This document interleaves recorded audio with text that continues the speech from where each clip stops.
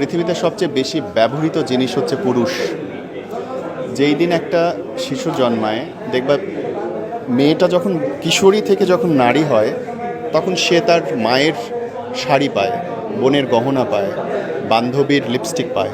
আর একটা ছেলে যখন বড় হয় তখন বাবার ঋণ পায়, ভাইয়ের দায়িত্ব পায়, স্বামীর কর্তব্য পায়।